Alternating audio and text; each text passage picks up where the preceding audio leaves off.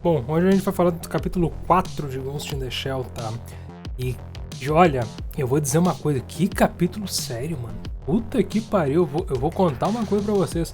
Eu fiquei olhando, eu fiquei encolhido na cadeira, tentando pensar ali, tentando clarear minha cabeça de tanta coisa que aparece nele, tá? Ele basicamente ele começa lá, tá tendo um novo problema, tem robôs se rebelando ali contra os donos deles, se a gente pode chamar assim, sabe? E aparece muita coisa ali, são robôs que eles matam os donos, eles fazem algumas coisas e aí vão investigar lá. E acontece uma cena muito interessante, a Major Kusanagi tá andando no meio da multidão e aí essa multidão ela começa a dizer: ah não, olha só, temos que ter cuidado, ajuda ele, os robôs têm que ter direitos também, não sei o que. E ela fala: olha, essas pessoas, elas não estão nem aí que ele é um assassino, que ele matou a gente. Não, estão nem aí. Só porque um robô ele virou coitadinho e automaticamente ele tem que ser protegido por direitos que as próprias pessoas que ele matou deixaram de ter. Oh, caraca! Você fica assim, porra, o episódio anterior, aquele escrachado lá e... Pô... Mas assim, ok, essa cena tá bom, mas a gente vai falar de umas cenas que não ficaram boas, tá?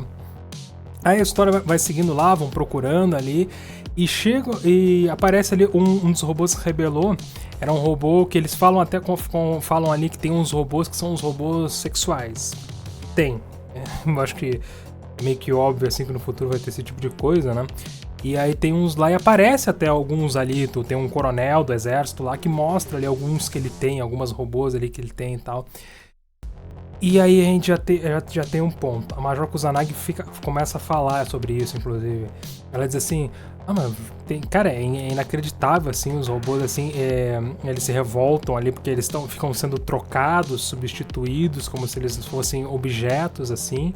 E aí tem homens que pegam e ficam utilizando seres que começam a ter direitos, que começam a ter identidade, que começam a serem tratados como humanos de fato, e ficam ali objetificando eles, usando eles, sabe? E aí fica uma coisa que tá ok, assim, tá, beleza, só que tem um problemão. E aí que tá, o problema da história, que ela tem um clima mais ameno e começar assim, é justamente ela querer que você ri quando é pra ser sério. E ela quer que você ache sério, quando na verdade não é, você já não considera mais sério. Porque o que acontece? Ah tá, então beleza, então você tá reclamando da objetificação da objetificação e sexualização de robôs ali, que tem aparência humana, que tem uma alma, mas que são tratados como objeto. Tá, beleza. Mas assim, o primeiro mangá, principalmente, o anime pegou isso um pouco, mas principalmente o primeiro mangá, cara, é só cena, é um monte de cena de fanservice. Teve aquela cena lá do barco que é péssima. No próprio mangá dá pra dizer que no próprio anime dá pra dizer no fanservice, no mangá é uma estupidez do caramba, tá? Pior ainda. E é um fanservice. Aí você fica objetificando a Major Kusanagi, você fica objetificando outras mulheres ali, tem todas algumas cenas ali de fanservice que vão rolando um pouco no anime, sabe? Muito no mangá. E você fica, tá, então deixa eu ver se eu entendi. Você tá me dizendo que a gente não pode ficar objetificando e tornando nem mesmo robôs, que por conta que eles terem uma alma, a gente não pode ficar objetificando eles, mas você fica objetificando e sexualizando os próprios personagens. Você tá entendendo quando às vezes tu tá zoando tanta coisa que tu já não consegue mais levar a sério quando o negócio é pra ser sério? É isso que infelizmente o autor acabou fazendo, sabe? Tem muitas cenas assim, sabe? Ali que você fica pensando nesse capítulo, você fica... Ah, cara, o que ele tá falando é certo, mas assim... Eu já não sei se esse assunto sério deveria estar nessa história, você tá entendendo? Ficou meio... Eu não gostei. E, cara, mais pra frente começa a... Aí o negócio pega fogo. Mano, aí o negócio pega fogo nessa história. O caso é que aí eles descobrem que os robôs estão se revoltando por causa que alguém implantou um código dentro deles, que é um código de SOS. Aí as pessoas que quando vão lá investigar os corpos dos robôs, eles descobrem que alguém está pedindo socorro. Aí eles conseguem rastrear essa pessoa. E, cara, eles descobrem que estão pegando um monte de criança, sequestrando e usando a mente delas para criar bonecas sexuais. Mano, aí aparecem umas crianças lá que eles resgatam, que eles copiam a mente deles até elas morrerem de demência.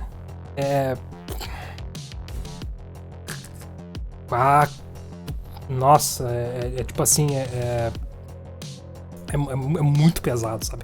É muito pesado. Inclusive, o cara que ajudou as gurias a plantar SOS pediu favores, né, pra essas crianças.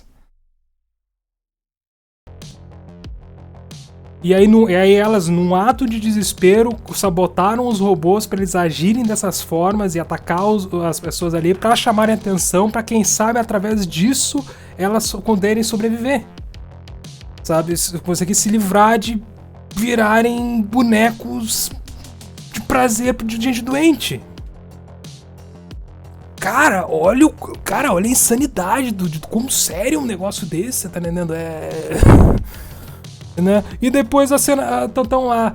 Aparece lá o dono do laboratório lá. E é todo zoado. E é pra dar risada. E é caretinha. É risadinha.